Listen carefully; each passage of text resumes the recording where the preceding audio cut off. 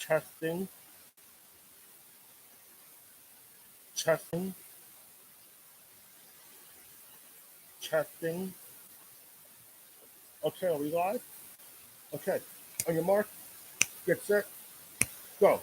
Good afternoon, y'all. This is the man in the black mask, and a lot of you are familiar with this bizarre story indeed involving a now ex-cop who tried to hire a hitman to whack not only her husband, but also her teenage daughter, who's a bit traumatized from all this. And, you know, her motive was money. She did not want her husband to get a share of her pension, and she was willing to kill and risk spending the rest of her life in prison just so she can keep her money, just like Ray Caruth did with his situation when he was willing to risk life in prison for having his girl killed and his son paralyzed, from cerebral palsy. And anyway, this is Valerie Cincinelli, okay? So let us backtrack to that. NYPD officer, no, ex-NYPD officer considers plea deal in murder for hire case. And her name is Valerie Cincinelli.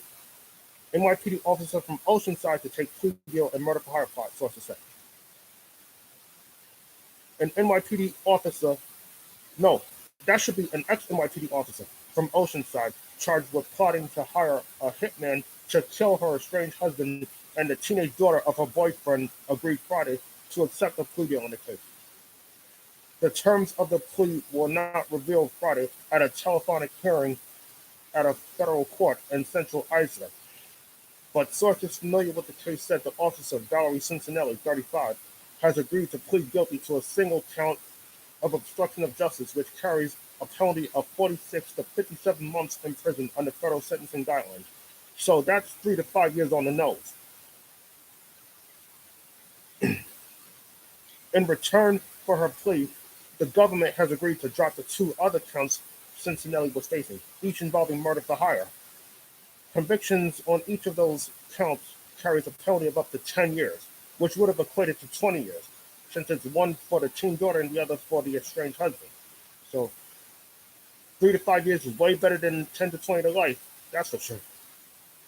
Although both Cincinelli and her attorney, James Cousaris, and federal prosecutors said they all agreed to the plea, meanwhile, Cincinelli had not been able to formally sign it. Cousaris said in court he had not been able to arrange a face-to-face meeting with his client in federal jail in Brooklyn to get her to sign the plea. That signature would be required to finalize the plea. Now, I'm really hoping that she don't be stupid in all this and just, sign the waiver and do the 3 to 5. Because if it's 10 to 20, man, the shit's going to hit the fan. Cousaris said he thought he would be able to visit his client in prison by next Friday. So U.S. District Judge Sandra Sauerstein set that day for Cincinelli to make her plea in public. After the hearing, Cousaris declined to comment. Cincinelli had been accused of 2 counts of murder for hire and obstruction. Cincinelli was motivated to engage in the scheme because she did not want to share her pension with the estranged husband, and the thought the boyfriend was lavishing too much money and spending too much time with his daughter instead of her. The Eastern District federal prosecutors have said. The boyfriend eventually cooperated with authorities, officials said. Prosecutors said Cincinelli had a volatile relationship with both the husband and the boyfriend. Cincinelli, who was arrested in May 2019, has been denied bond by Sauerstein, who said a psychological investigation showed a lack of impulse control and remorse and defensiveness. Wow. Along with her quote, alleged obstructive conduct in destroying or attempting to destroy evidence before her arrest, end quote. In text messages to the boyfriend, according to prosecutors, Cincinelli complained he was buying his teen daughter Uggs and Louis Vuitton handbags. Must be nice. Wish I had one. Maybe it's real, like the Michael Kors ones you bought her. Cincinelli also complained about his paying for his daughter's Sephora makeup and fake nails every week. My God. As part of the boyfriend's cooperation, prosecutor said, he made a tape in which Cincinelli supposedly said the hitman should kill her husband near his Holtzville workplace, saying it would not look suspicious because the murder would take place in the hood, or The ghetto. Wow. In another tape, the boyfriend told Cincinnati that in killing the teen, the hitman, quote, did not want to carry out the murder near a school. Cincinnati responded, quote, run her, expletive deleted, over. How about that? End quote. I think an unedited sense would be run her fucking ass over. Something to that extent. How about that? Or simply run her ass over. Hussars has said the recordings show nothing more than a woman venting her frustration at the boyfriend's repeated lying regarding her money and where it was spent. Now, this sounds like to me that this is a lady who's messed up to an extent and needs serious mental help.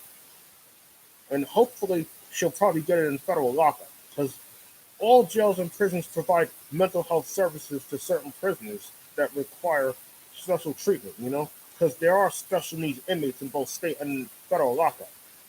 Now, I don't know whether they'll put her in a federal prison hospital or what, but that's up to the federal prison. That's up to the officials as to where they should send her. But one thing I know for sure, that she's definitely not going to be in general population. That's for sure. That's a no-no. No state official ever gets put in gen pop. They often get put in segregation, and sometimes in prison hospitals. Mental illness or not, but their notoriety just puts them at risk of violence by other inmates. And I'm sure they will do anything to make sure Cincinnati does not get hurt up in there, or possibly even killed. Because there are a lot of people that are going to resent her for what she did. And you can understand that. You think Daniel Holtzclaw, what he did to those women. He's in protective custody. Nobody will say what the hell he is. With Cincinnati, when I heard this case back in 2019, I thought, she's crazy. I mean, why would she be willing to risk her freedom over her pension? She was willing to ruin her life just so she wouldn't have to shell out a cent of alimony to her ex-husband. That includes child support too. A whole bunch of stuff. Saying it's funny how money can draw blood sometimes. Green money draws red blood. And unfortunately, nobody got hurt except for Valerie, because, she is going to have 3 to 5 years to think about what she did. Each day she wakes up in that federal lockup cell. She's going to realize how badly she ruined not only her life, but her career. And her family is suffering too because of her, bizarre actions. That she was willing to resort to violence just so that she don't have to share with nobody. I don't know. That's why they tell you, don't get married. You don't like alimony, don't get married. End of story. Hell, I wouldn't get married. I come from a family of broken marriages. That's why I wouldn't get married. But Valerie Cincinelli, she's a nutshell. And I sure hope that nothing happens to her in prison, But I do hope that she gets the mental help that she needs. Because I'm sure they do psychiatric evaluations on all inmates coming into the system. Men, women, and children. And when they go up for parole, again, they must undergo a psychiatric assessment to determine their fitness for release. And hopefully she'll pass that. So, anyway, thank you for listening to this bizarre story indeed. You know what I'm saying? Because a lot of you didn't believe it, and quite frankly, neither did I.